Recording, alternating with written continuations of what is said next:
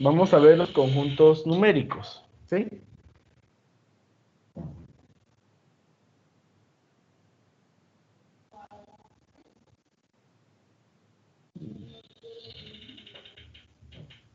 Sí. Eh,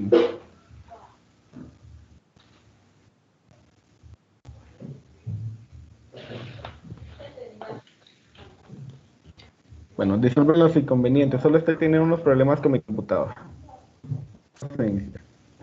Bueno,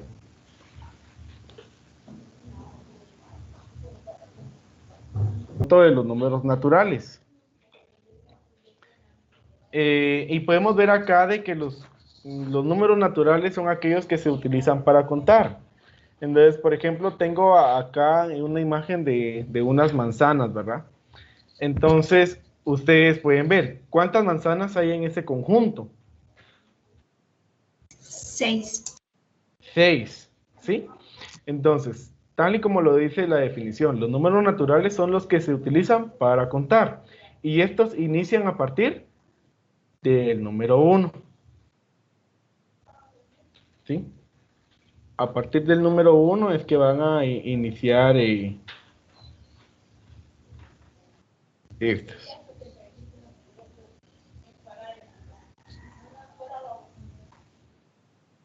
Muy bien. Y podemos ver ahí que la letra que se utiliza para representar a los números naturales es la letra N, ¿sí? Entonces con la letra N se va a representar a los números naturales. Luego de los números naturales, tenemos a los números enteros. Y podemos ver aquí en la imagen que les coloqué acá, hay algunas situaciones. En la primera imagen, que es en donde está el barco, hay unas montañas, ¿a qué creen que se refiere? ¿Nivel del mar? Al nivel del mar, ¿verdad?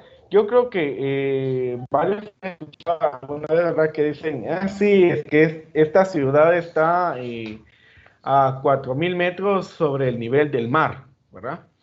O, por ejemplo, los Países Bajos que están bajo el nivel del mar. Y no es que estén hundidos, sino que según el nivel del mar para ellos, están más abajo, ¿verdad? Vemos también temperaturas, ¿sí? Vemos aquí algo de perder y ganar y un plano cartesiano. Ahora, ¿por qué razón?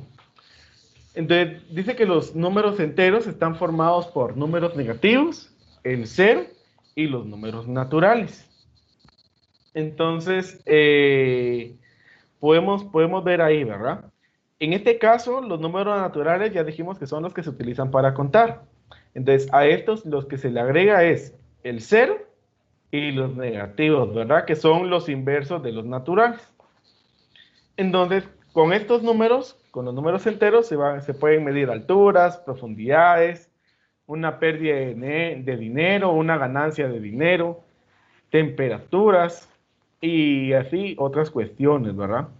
Y el conjunto de los números enteros se va a representar con la letra Z, ¿sí? La letra Z va a servir para representar a los números enteros. Luego de los números enteros tenemos a los números racionales. Y aquí pues vemos en la imagen. ¿Qué es lo que observan en la imagen?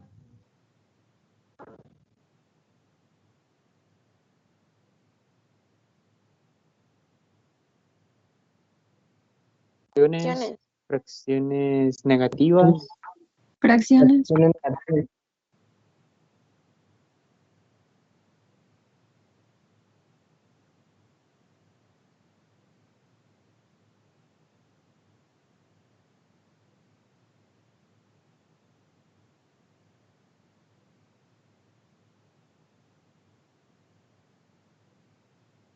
No se le escucha, Alec. Licenciado, está silenciado. ¿Lo silenciaron o está silenciado?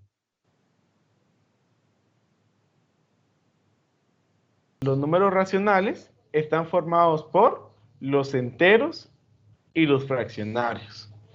Al mismo tiempo, nosotros podemos decirle que todo número entero es una fracción.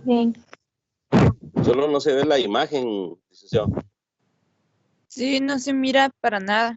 Vemos acá de que el conjunto de los racionales, solo les encargo su micrófono, por favor, porque es molesto. Los dígitos, sí van del 0. Del 0 al 9, esos son los números dígitos. Ahora, los números naturales, siempre está el dilema desde dónde inician, ¿verdad? Pero digamos, según la definición, que son los que utilizamos para contar, ¿sí? Cuando usted cuenta un conjunto, no inicia a contar desde 0, ¿o sí? No, Lee. No, ¿verdad? Gracias. Entonces, por eso es de que lo vamos a tomar como que el conjunto de los números naturales inicia a partir del número 1. Y por eso se hace la salvedad en los números enteros, ¿sí? De que ya el conjunto de los números enteros ya incluye el 0 y los números naturales. Es decir, que no se está involucrando el 0 como un número natural, sino que el 0 se está tomando como un número entero en su clasificación, ¿sí? Ahora, los números racionales, entonces vemos ahí. Yo quiero de que observen de que aquí, aparte de que hay fracciones, hay un número 1.5 negativo y un número 1.5 positivo. ¿Por qué creen de que aquí están estos dos números? Si la definición dice que los números racionales están formados por números enteros y números fraccionarios. Porque tal vez dijo que los enteros podían ser negativos. Sí, los enteros pueden ser negativos, pero ahora, ¿por qué esos con punto decimal? ¿Qué tienen que ver ahí los números con punto decimal? Porque es el Al resultado de momento una de que fracción. nosotros convirtamos este 1.5 es una fracción, o sea, se lee como fracción. Si nosotros queremos Exacto. ya convertir. Aparte de eso, como la palabra lo dice, racionales, estamos trabajando por porciones, raciones. Ajá, muy bien. Entonces, debido a esta situación, entonces vemos aquí que todo número racional tiene una representación decimal, ¿sí? Es decir, un número con punto decimal. Los números enteros, pues, no van a tener una numeración después del punto decimal, ¿verdad? Pero si lo quisiéramos escribir con un punto decimal, será a partir de...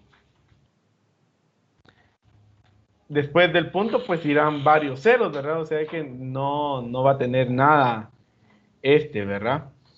Entonces, observamos aquí, miren. Los números decimales, entonces, se pueden clasificar de 3 tipos. Inicialmente de 3 tipos. Como exactos, periódicos y no periódicos. ¿Sí? Y si ven que a partir del número periódico sale una clasificación que es puro y otra que es número mixto. Y acá tengo 3 fracciones. ¿Sí? Yo quisiera, me imagino de que ustedes están tomando nota, entonces que en donde lo están haciendo, realicen la división de estos números. 11 dividido 5, 7 dividido 9, 13 dividido 15. Y me digan cuál es el resultado. Voy a dejar de presentar en este momento. Yo espero de que tomen, por favor, ya los números, ¿verdad?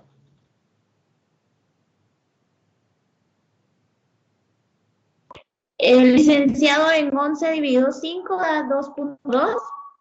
Muy bien, anótelo ahí y ahorita le voy a pedir el número. Okay. Licenciado, en la segunda da 0.7. ¿Solo 0.7 o da algo más? No, 0.777778. Ese es periódico. Exacto, es periódico. Yo creo de que pues ustedes ya tienen un conocimiento acerca de, ¿verdad? No. Entonces, ahí. Yo espero, miren, ahorita ya volvieron a ver la presentación, ¿sí? Sí. Sí, licenciado. Entonces, tal y como lo dijo la compañera, entonces tenemos, miren, el 11 dividido 5, ¿verdad? Entonces, nos dijo ahí la compañera que 11 dividido 5 le dio 2.2, ¿sí? Es pues porque 2 por 5 es 10 y se realiza la resta, nos queda 1, aquí colocamos el punto decimal y de nuevo, ¿verdad? Entonces ahí. Ahora, ¿qué tipo de clasificación tiene este número? Pues este 2.2 es un número decimal exacto. ¿Por qué es un número decimal exacto? Pues porque al momento de realizar la división, el residuo queda en 0. Es decir, de que en algún momento esta división termina, ¿sí? No es infinita. Muy diferente al caso de los números periódicos, en donde la división va a seguir y ustedes pueden seguir toda su vida realizando esa división y nunca la van a terminar, porque siempre va a haber algo más que hacer. Entonces ahí tenemos. Este era el primer valor. De ahí dijo la compañera también, de 7 dividido 9, pues aquí inicialmente pues no cabe nada, ¿verdad? Entonces tenemos que colocar 0, el punto, y agregar 0 para poder realizar la división. Y ya en 70, tal y como lo dijo ella, cabe 7. 7 por 9 es 63, y al momento de hacer la resta, pues vuelve a salir el número 7 acá, ¿sí? Entonces, ahí es en donde nos observamos que está la existencia de un periodo. Entonces, en este caso, a los periodos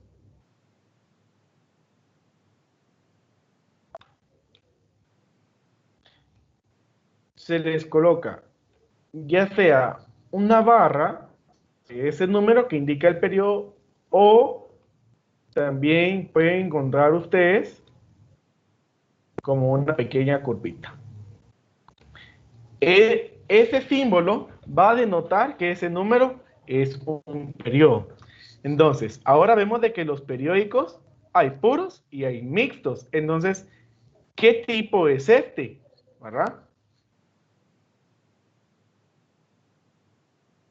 Es puro. Es puro, ¿sí? ¿Por qué es puro? Porque el periodo inicia inmediatamente después del punto decimal, ¿sí? Entonces, ¿eso qué quiere decir?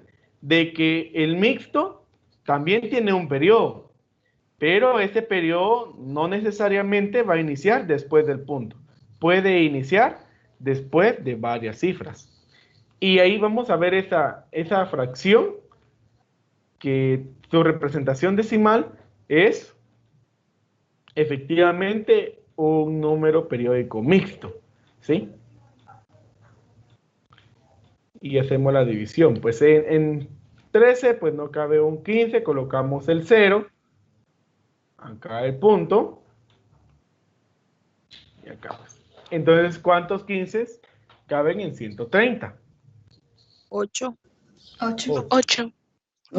Y 8 por 15, ¿cuánto es? 120. Bueno, se hace la división y la resta, aquí nos quedará 10. Agregamos 0 y ahora en 100 caben 6. 6. Y 6 por 15 es 90. Se hace la resta y nos vuelve a quedar 10. Entonces, ahí ya encontramos un patrón, porque ya sabemos de que qué número se va a estar repitiendo. El 6. El número 6, ¿sí? Entonces, si ven acá, la representación decimal de este número es menos 0.86, pero el 8 ya no se va a volver a repetir. El único número que se repite acá será el 6, ¿sí? Menos 0.8 y de ahí 6, 6, 6, 6, 6. Y así sucesivamente, ¿verdad? Entonces, Ahí vemos estos. Entonces, ahora, ¿qué significa que sea un número no periódico? ¿Sí? Ya vimos el exacto, que es en donde da el residuo 0. Ya vimos el puro, en donde el periodo inicia después del punto. Y el mixto, en donde el periodo no inicia después del punto, sino 1, 2, 3, varias cifras después. ¿Sí? Entonces, se da en el no periódico en donde no vamos a encontrar un periodo, ¿verdad? Sí, no va a Licenciado, haber una un patrón. pregunta. Sí, dígame. Una pregunta, ¿por qué ahí quedó menos 0.86? ¿Por qué ahí quedó menos 0.86 y arriba que también era un negativo? ¿Por qué solo quedó 2.2? No le había colocado al menos. Ah, bueno, gracias. No le había colocado al menos. Sí. Como el signo al final, pues solo se le coloca a la respuesta, ¿verdad?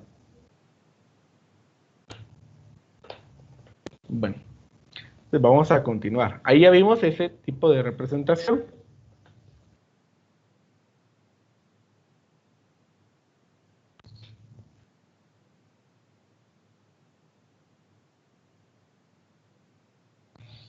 Bueno, entonces, miren, aquí vemos otro conjunto numérico. Este es el conjunto de los números irracionales.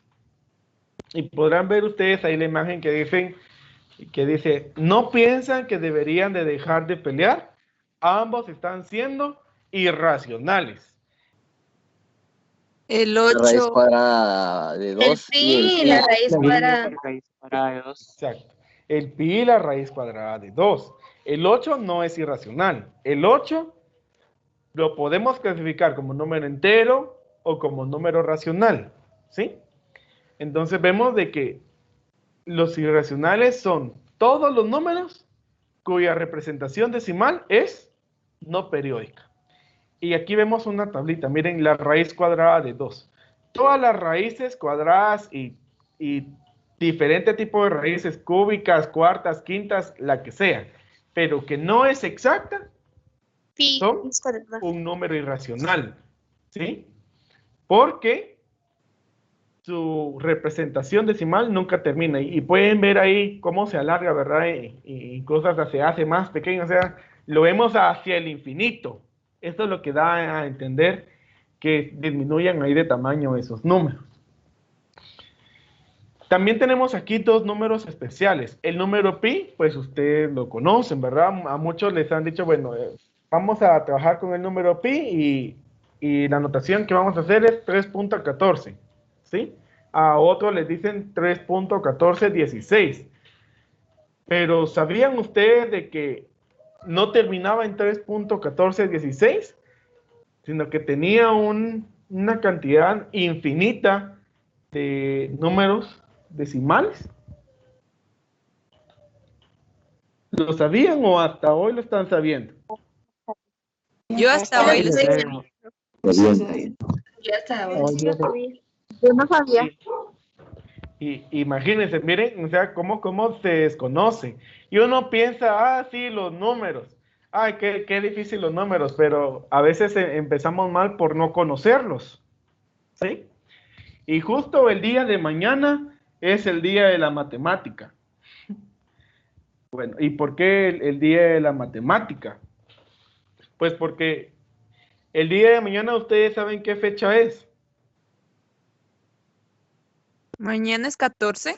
Es 14. Pues resulta que en inglés las fechas se escriben al revés, ¿verdad? En español primero escribimos el día y luego el mes, pero en inglés el mes. 14. Entonces mañana es el mes 3 del día 14. Por eso ahí andan celebrando varios de que mañana es el día de la matemática por este número emblemático, por el número pi. Bueno, y ahora el otro número. ¿Será que alguien conoce ese número? Este, Ahí. Exponencial, creo que es. Tiene que ver con el exponencial. Número de Euler. Exacto, el número de Euler. Sí, ese es su nombre correcto. y ven de que esos dos números están incluidos dentro de la calculadora científica y es debido a su importancia, ¿verdad? Para varias operaciones. Ahí mencionó alguien algo muy importante que se refiere a todo lo exponencial. Mayormente se va a utilizar cuando se ven funciones exponenciales, ¿verdad? Entonces ahí sale a lucir ese número, ¿verdad? Y ahí pueden ver su representación. Pues digamos que estos son los más famosos ahí, el número de Euler y el número pi, que son irracionales porque sus decimales son infinitos. Muy bien. Entonces, disculpa la interrupción. Sí, dígame. En un libro editado casi como en el 2000 leí que también los irracionales caben los números imaginarios.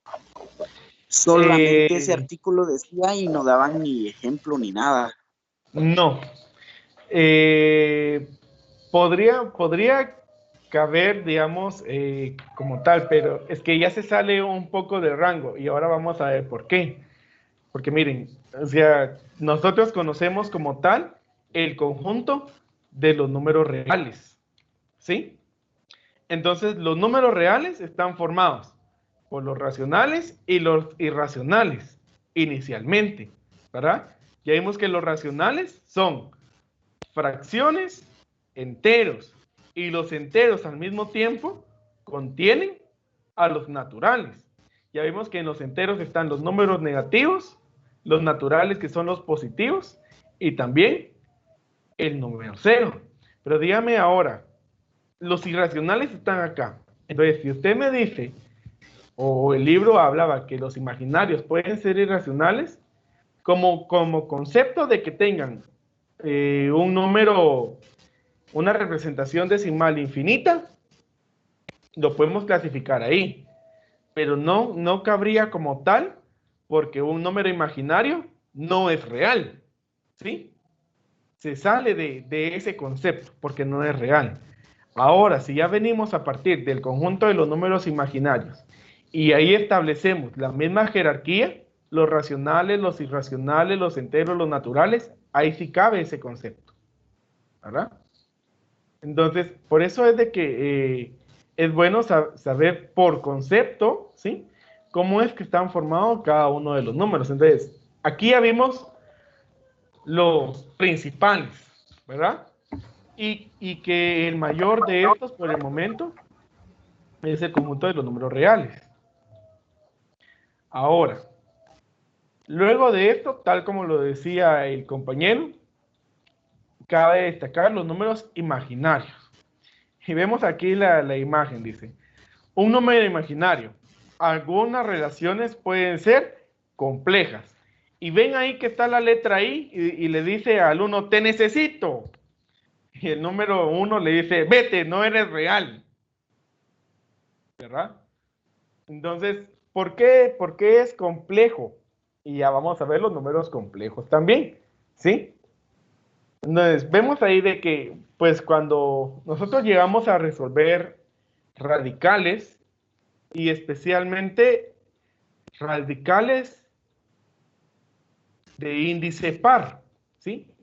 Esto quiere decir que estamos hablando de raíces cuadradas, que son de índice 2, de índice 4, 6, 8 y sucesivamente. Todas las raíces que son de índice par, pero en donde el número sea negativo,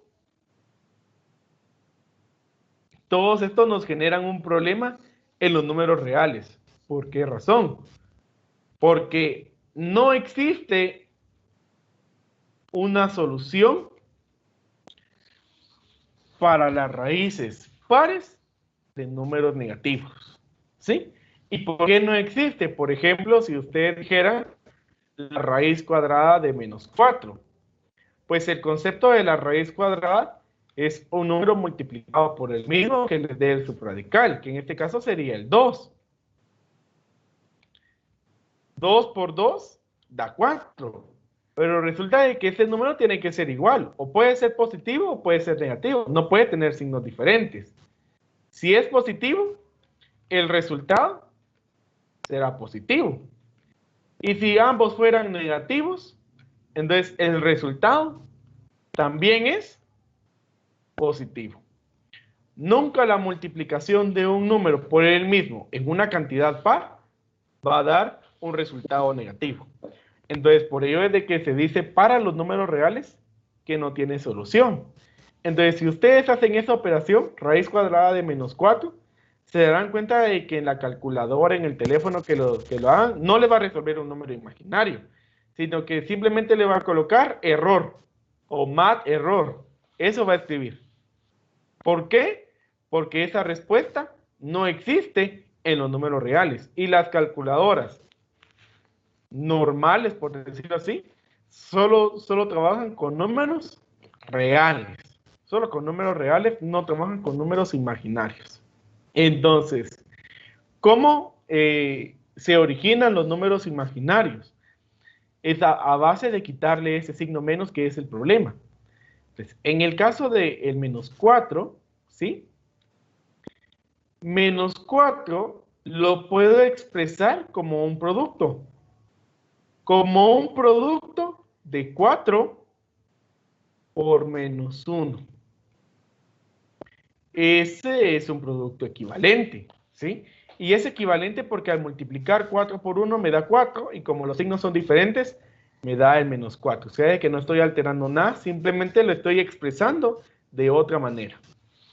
Entonces dice, ¿verdad?, de que existen ciertos problemas que no tienen solución en los números reales. Por ejemplo, no es posible encontrar un número real que al elevarlo al cuadrado resulte menos 1, nunca. Entonces, para resolver ese tipo de problemas fue necesario definir la unidad imaginaria. Desde ahí, ¿por qué aquí en esta imagen está la letra I? ¿Sí? La letra I es la unidad imaginaria. Y esa letra I tiene un valor. Esa letra I es equivalente a la raíz cuadrada de menos 1. ¿Sí? Entonces, ¿qué es lo que pasa cuando acá yo expreso la raíz cuadrada de menos 4 como 4 por menos 1? Observo de que ahí en ese menos 1, que está dentro de la raíz, eso es equivalente a la unidad imaginaria. Por lo tanto, yo puedo decir raíz cuadrada de 4 y cambiar, ¿verdad?, ese valor que es equivalente a la unidad imaginaria. Y así ya le puedo dar respuesta. Pues la raíz cuadrada de 4 será o positiva o negativa 2, y se le coloca la unidad imaginaria, que es la letra I. ¿Sí? Entonces, así es como se va a resolver este tipo de problemas en donde tenemos raíces pares, ¿sí?, raíces pares para números negativos. Así. Y pues también hay potencias de I. Para los números imaginarios están todas las operaciones: suma, resta, multiplicación, división, potencias, ¿sí? Entonces, las potencias de I tienen un comportamiento especial, y es que son repetitivas, iniciando a partir del 0. Aquí tiene el 0, miren. Y a la 0, pues ustedes deberían de saber de que todo número elevado a la 0 da como resultado el número 1, ¿sí? Y a la 1, pues es igual a I. Y elevado al cuadrado es igual a menos 1. ¿Por qué sale menos 1? Pues porque I a la 1 es I. Y la letra I equivale a menos 1. Y si multiplico 2 veces este valor, lo voy a colocar en la misma raíz para que lo puedan observar.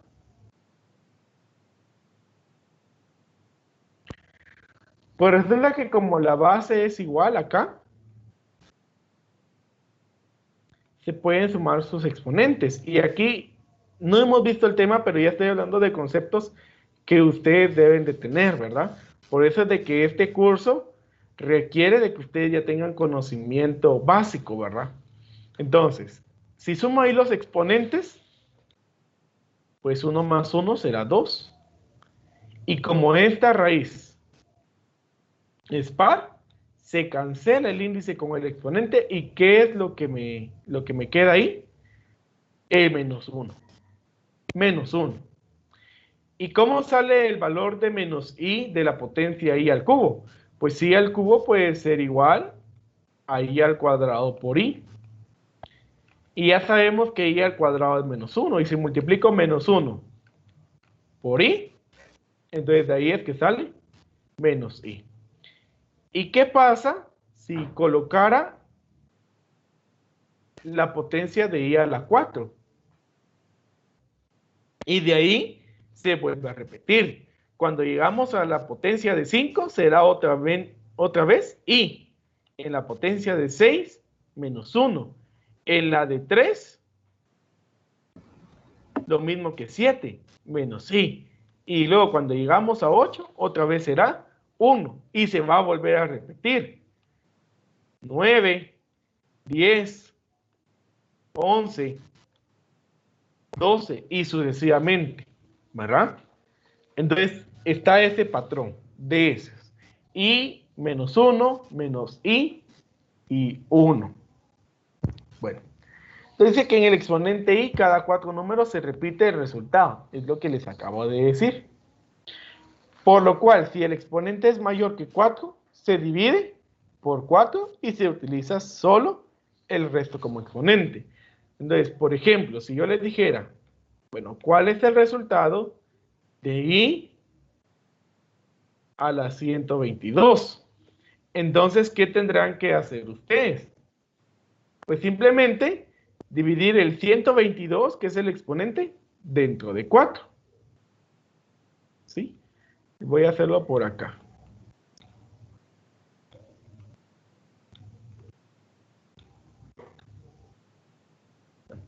Ahí vemos pues que me caen 3 por 4, 12. Aquí 0. Y entonces, miren, ¿qué residuo me queda?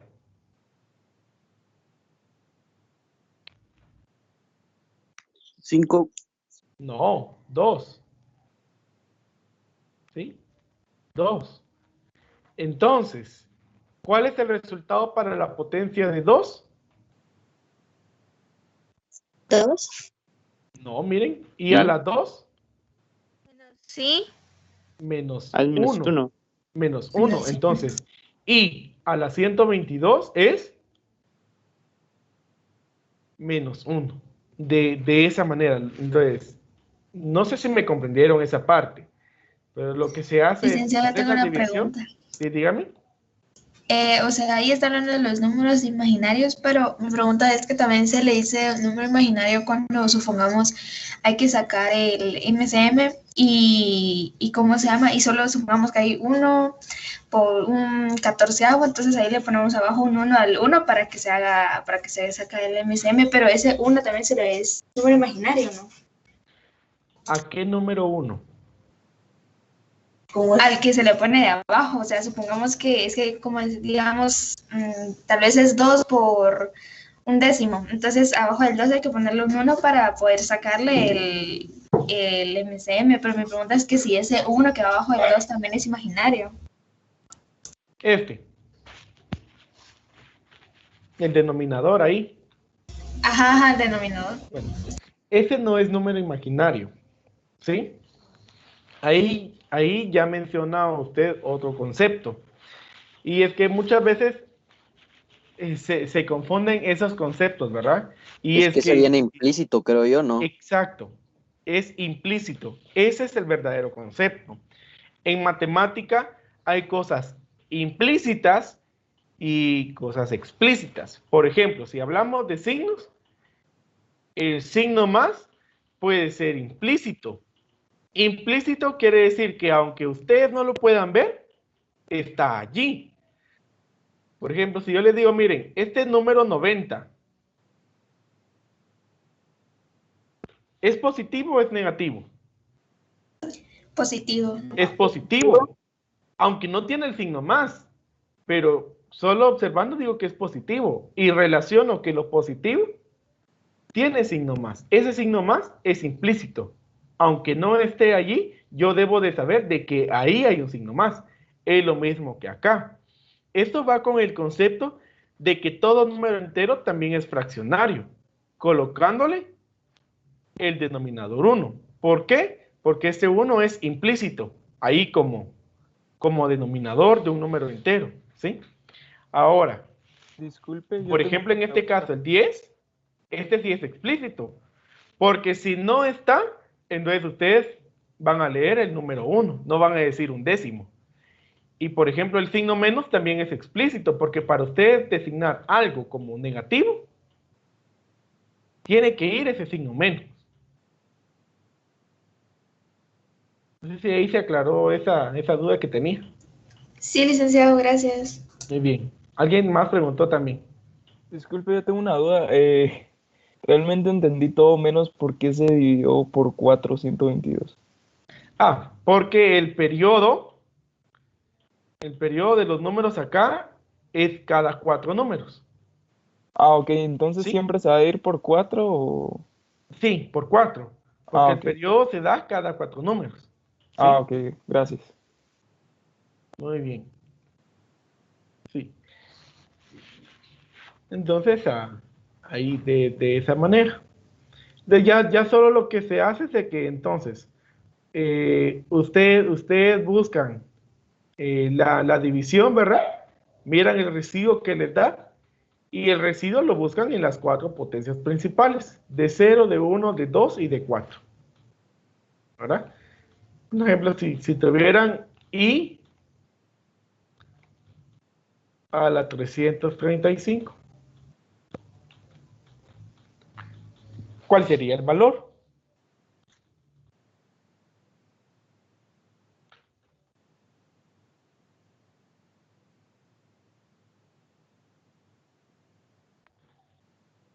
Entonces, ¿qué es lo que deben de hacer? Hacer la división.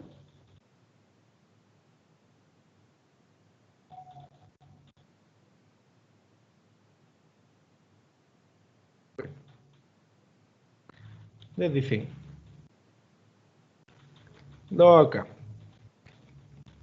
Siempre, tal y como decía, siempre va a ir dividido entre 4. En 33 dividido 4 es 8. 8 por 4 es 32. Se resta 3 menos 2, 1. Ahí queda 0. El 15 y en 15 caben 3. 3 por 4, 12. Resto. Y queda 3. Entonces, este residuo es el que busco. Es decir, que I335 es igual a I a la 3. Por lo tanto, aquí el resultado es... Menos sí, I. Sí, así. De esa manera es que se van a resolver las potencias, ¿verdad? Ahorita pues no estamos entrando de lleno a operaciones en sí, porque primero me interesa de que ustedes tengan bien toda la base, ¿verdad? Que conozcan cada tipo de número, ¿sí? A qué conjunto pertenece y por qué pertenece a ese conjunto. Bueno.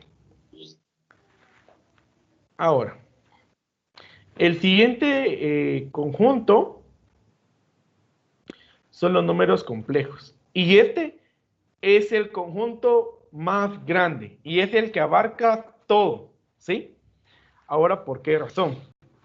Así como lo decía la imagen, y tal vez por eso regreso. Miren, dice, algunas relaciones pueden ser complejas. ¿Por qué es compleja? Porque tiene un número imaginario y un número real. ¿Sí? Por eso es complejo. Licenciado. Porque, ¿sí? No está compartido. Decía que los números complejos son el conjunto numérico más grande. ¿Sí? Y son el conjunto numérico más grande debido a que estos están formados por un real y un imaginario.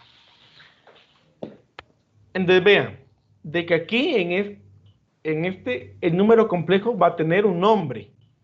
En este caso se está diciendo que ese número complejo se llama Z. Y ese número complejo tiene la parte real, que en este caso es A, la parte imaginaria, que es B, I. Ahora, ¿por qué sé que esa parte es imaginaria? Pues porque tiene la unidad imaginaria, ¿sí? Por eso es que voy a reconocer que es imaginaria. Entonces, el mayor conjunto numérico, que quede claro que son los números complejos. Todo número real se puede escribir como un número complejo. Y todo número imaginario se puede escribir como un número complejo. Ejemplo, si tenemos el número 9. El número 9, haciendo esa clasificación principal, es real, ¿sí? Porque no tiene la letra I. Pero esto también es un número complejo, porque aunque no lo tiene, ahí podría colocar más 0i. Nosotros sabemos pues de que al sumarle 0, pues no nos va a dar ningún cambio en ese número. Entonces, ese es un número complejo. La parte real tiene un valor de 9 y la parte imaginaria tiene un valor de 0.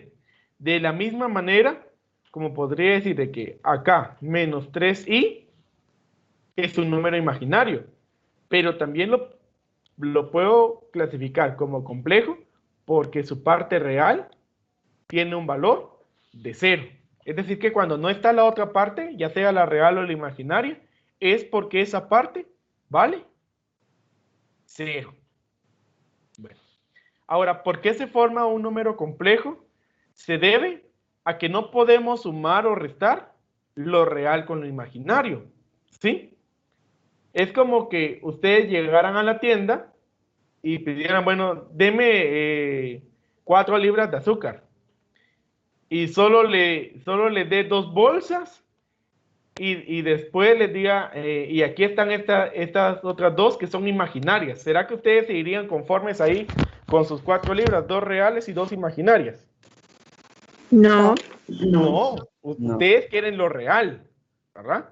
Entonces, como no le podemos sumar a lo real lo imaginario, por eso está la necesidad de los números complejos, ¿verdad?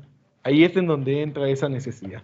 Y en cada uno de los conjuntos naturales, enteros, racionales, irracionales, reales, imaginarios, van a haber operaciones y habrán propiedades.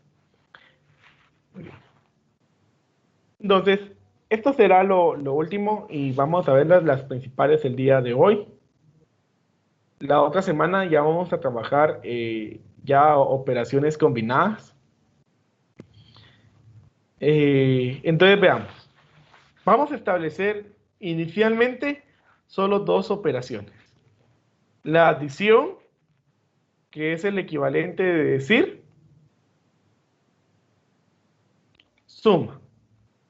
Y la multiplicación, ¿verdad? ¿Qué otro nombre se le podría dar a la multiplicación? ¿Producto? Producto, exacto. Producto. Es otra forma en que se puede llamar el producto. Bueno, aquí, aunque no está la propiedad, hay una propiedad que se llama la propiedad de clausura. Y esta aplica más que para las operaciones en sí, aplica para los conjuntos numéricos. ¿A qué me refiero? La propiedad de clausura dice, por ejemplo, si suman ustedes 2 números naturales, el resultado va a ser natural. Si ustedes multiplican 2 números reales, el resultado va a ser real. ¿Sí? Es decir, que al momento de operar, ya sea por medio de suma o de multiplicación, cualquiera de los conjuntos numéricos, el resultado va a seguir siendo del mismo conjunto. Entonces, por una parte, por eso no la coloqué acá, porque más que todo es solo hablando del tipo de respuesta que se va a obtener. Las que más nos interesan acá son estas. la conmutativa. ¿Y a qué se refiere la conmutativa? La propiedad conmutativa, tan famosa. El orden no altera el resultado. El orden de los números no altera el resultado. Exacto.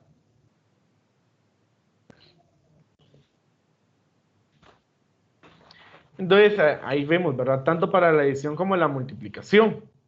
3 más 4 es igual que decir 4 más 3. 5 por 7 es igual que decir 7 por 5. Ve que, a ver, ¿a cuántos de aquí les costó aprenderse la tabla del 7, del 8, del 9? La 7 es la que más me ha costado a mí. Pero ¿sabían El ustedes 7, a mí también. de que son La las tablas más fáciles? Porque son las que menos números tienen. Porque si estamos hablando de la del 7, ustedes lo único que se deben de aprender es 7 por 7, 7 por 8, 7 por 9 y 7 por 10. Porque las anteriores, 7 por 6, 7 por 5, 7 por 4, 7 por 3, 7 por 2, 7 por 1, ya estaban en las tablas anteriores. Viéndolo desde la propiedad conmutativa. Y la del 8 son menos porque solo es 8 por 8, por 9, por 10. Y la del 9, solo 2, 9 por 9, 9 por 10. Y la del 10, solo por él mismo. Que la del 10, pues, ¿a quién le cuesta, verdad? Aunque he conocido casos que tampoco la del 10 se la saben. Bueno, entonces ven ahí, las tablas de multiplicar son un claro ejemplo de la propiedad conmutativa, ¿sí?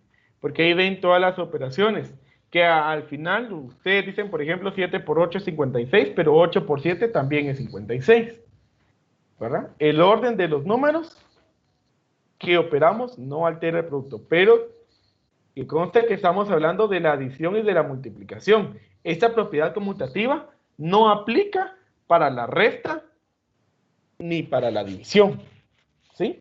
Porque no es lo mismo decir 10 menos 8 que 8 menos 10. Va a dar el mismo valor, 2, pero un resultado es positivo y el otro es negativo. Y 2 no es igual a menos 2, ¿sí?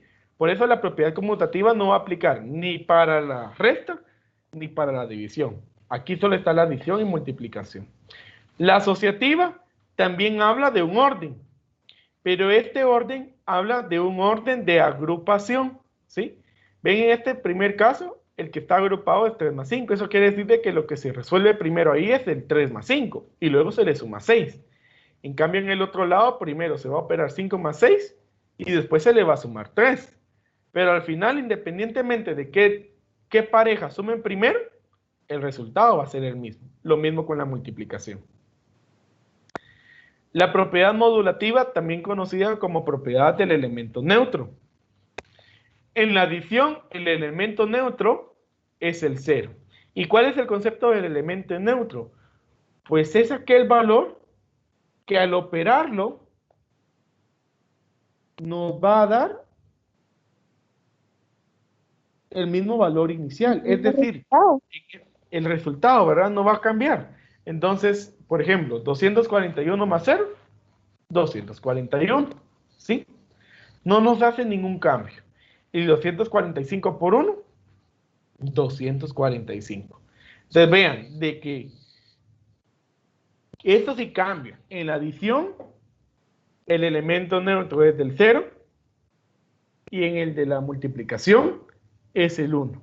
Ya si en la multiplicación multiplico por 0, ahí sí me da un cambio porque al multiplicar por 0, el resultado siempre va a ser 0. Bueno, el inverso aditivo. Si ven, este solo lo estamos viendo para la adición y ahí está su nombre, miren. El inverso aditivo, pues, es aquel número que tiene el mismo valor numérico, pero un signo contrario. Y el concepto es que cuando sumamos dos inversos, el resultado es el elemento neutro, ¿sí? Es decir, 0. Lo mismo pasa con el inverso multiplicativo. Lo único que en este caso, aquí tenemos una fracción, ¿sí? 3 por 1/3 igual a 1. Aquí vamos a nombrar lo que dijo la compañera, el denominador 1. Y ahí es en donde ustedes van a entender mejor esta palabra, inverso. ¿Por qué es inverso? ¿Por qué es inverso multiplicativo? Porque si damos vuelta a esos números, miren, 3/1 por 1/3. Eso fue lo que hicimos, darle vuelta, y al multiplicarlos, el resultado es 1. ¿Por qué razón? Porque se cancela el valor. ¿Y qué es lo único que queda? El número 1. Entonces, por eso el resultado ahí es 1. Y ahora la propiedad distributiva. Pues que en este están integradas ambas, ¿verdad? Entonces dice 4 por, y entre paréntesis tenemos 5 más 7. Eso también es equivalente a hacer las multiplicaciones primero y luego sumar los resultados, ¿sí? ¿Por qué es distributiva? Porque el 4 se lo distribuyo a los elementos que están dentro del paréntesis. Entonces, por eso es de que aquí dice que 4 por 5 más 7 es igual a decir 4 por 5 más 4 por 7. De esa manera. Muy bien. Entonces, no sé si hasta este momento, pues, así en general, ¿tienen alguna duda con respecto a alguno de los temas? ¿O ahí estamos claros? Todo claro, Lick. Todo claro. Está claro, Lick. Si ven, pues, hoy no vimos en sí operaciones, ¿verdad? Más que todo del que tocamos un poco fue los números imaginarios, ¿verdad? Entonces, así vamos a ir terminando hoy. De una vez, ahorita todavía no vayan a salir. En este momento voy a publicar